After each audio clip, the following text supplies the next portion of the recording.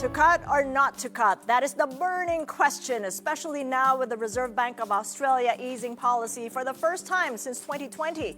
Well, let's ask more from our international economist to weigh in. Joining us live from Singapore is Sarah Tan, the economist at Moody's Analytics, providing financial intelligence and analytical tools. So good to see you, Sarah. Thank you so much for joining us.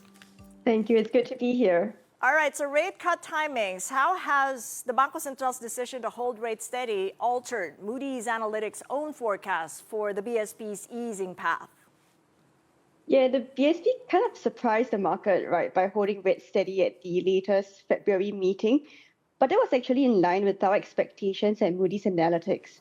We had thought that uncertainties in the global economy coming from tariff threats by the US will bring a prudent pause in this cycle. But that said, we don't expect the pause to be for very long. In fact, the next rate cut, could come as early as in April, which is the next time the Monetary Board will meet. With inflation now largely back on target and GDP growth still slightly below the government's expectations, these will prompt the next rate cut sooner rather than later. Well, Trump's tariff threats continue on. We've got automobiles now in play, along with chips and drugs. Import tariffs a big concern for the markets. There's a big haven bid. What impact do you think the reciprocal tariffs will have on the Philippines vis-a-vis the ASEAN? Yeah, I think if we take a step back and look at the trade relationship between the Philippines and the US, it is quite clear that the Philippines' trade deficit with the US is rather small. Especially when you compare that with other economies, be it globally or with ASEAN economies. And that really means that the Philippines is unlikely to be high on President Trump's list. But of course, if there's a universal reciprocal tariff that's going to be imposed by the US, then that will hurt the Philippines because the duties that are levied on US imports into the Philippines is higher than the other way around. And so if there is a matching of tariffs, then that will make the Philippines' goods to the US more costly and less competitive, which will ultimately hurt our Filipino manufacturers and exporters.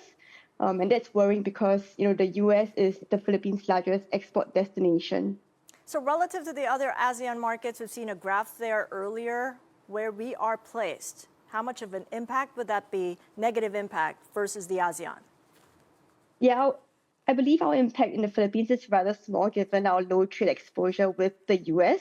That said, there is indirect channels of impact on the Philippines because of how dependent we are on the US as a largest export destination. All right, it's a midterm election year here in the Philippines, and that's what makes it different. What impact do you think this would have on consumption, inflation, as well as market sentiment? Yeah, indeed. We are at the start of that 3-month campaign period. And in general, elections, whether it's national or midterm, they have to give a boost to the economy, especially through the consumption channel. So we will see spending on campaign-related goods and services increase. But at the same time, all that increase in demand could also signal bad news for inflation. I know, I was just going to get to that, Sarah. So if it's Yes. inflationary, do you think that the Bangko Sentral should have made a move and that it's now way behind the curve? It is a balancing act that the BSP has to play. They have to balance both inflationary risk as well as the strength of the peso. So I still believe it's too soon to have cut in February. And like I mentioned earlier, I believe the next cut could come as early as in April to support these potential inflationary pressures. What about a reserve requirement cut? Because the central bank governor said on this program, it might as well come before the April 3rd meeting. Yeah, I think that's very, very likely. And there are many ways the central bank can help to support the economy, and the triple R cut is one. All right, we got about a minute to go. What do you think then is the biggest risk to the Philippine economic outlook? Is it slowing growth or potentially faster runaway inflation? Yeah, I think you touched on it right. The reacceleration in inflation is the biggest risk for the Philippine economy, and these are factors coming from both domestic and externally.